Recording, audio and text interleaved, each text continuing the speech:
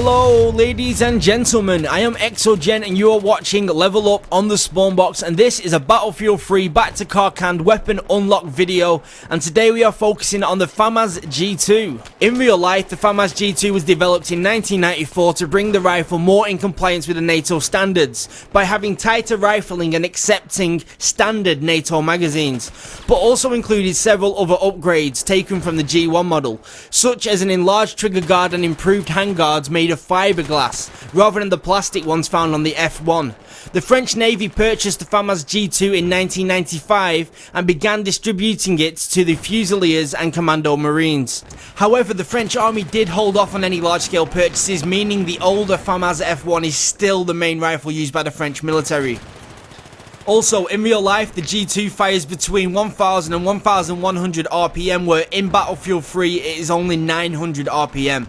In the game, this has got to be the easiest weapon to unlock. You can do it in just one round if you try really hard. You just need to get 10 revives and 10 heals, and then this weapon is all yours. So let's talk about how this gun handles in the game. Even though 900 RPM is quite a lot slower than what it fires in real life, it is still the fastest firing weapon in Battlefield 3. We're talking about if you pull that trigger, you are going to spray them bullets so fast, you're going to have to reload all the time. And that brings me on to the first bad point about this weapon. The reload time is outrageous. We're talking about nearly 4 seconds. And in a game which goes this fast, that is a long time. It is almost double that of other assault rifles. So be careful, don't reload in bad spots or you will get punished for it. The other bad point about this weapon is its range is not all that great. We're talking about if it's long range, and I don't know how you define long range, but if they are a small dot in your crosshair, you are not going to be able to kill them effectively. We're talking about 6 bullets, and the recoil is quite huge. So even though in most games the FAMAS is a burst fire weapon, in Battlefield 3 we're talking about a lot of recoil on each one of those shots, so at long range it is not effective. You're going to have to go back to single shot or just tap that fully automatic and hope you get a few lands.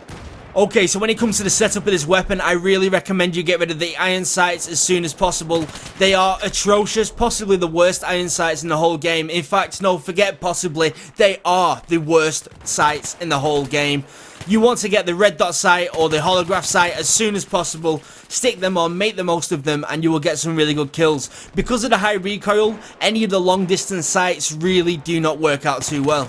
Also, because of that, you want to be sticking on the foregrip. The foregrip really does help out when it comes to spraying that weapon, getting the most out of that RPM. Stick the foregrip on, and if you are going to be running around at close range, make sure you take the laser sight. It really does make a big difference, guys. A lot of people think the laser sight is just for distraction, but no, it does actually improve your accuracy when firing from the hip. So use it whenever you can, it will help you out. In modes such as TDM, you might want to take the silencer because it does stop you from showing up on the radar when you're firing.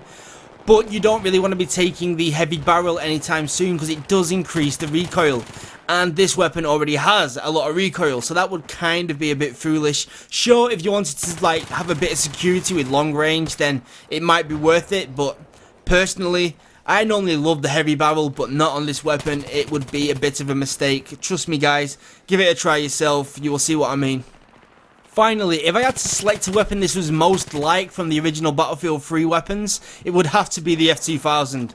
I'm not saying it is as overpowered as the F2000, although some people may agree, but that is what it feels like the most in my honest opinion.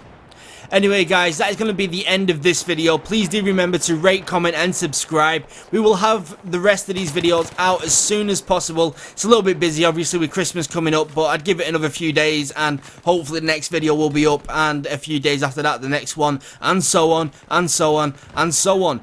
If you have got any ideas for future shows, please do leave them in the comments. We are also on Facebook and Twitter, so it is at The Spawn Box for Twitter, and just search for The Spawn Box on Facebook.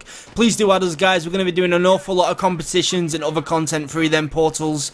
And yeah, catch you on the other side, guys. Keep it easy.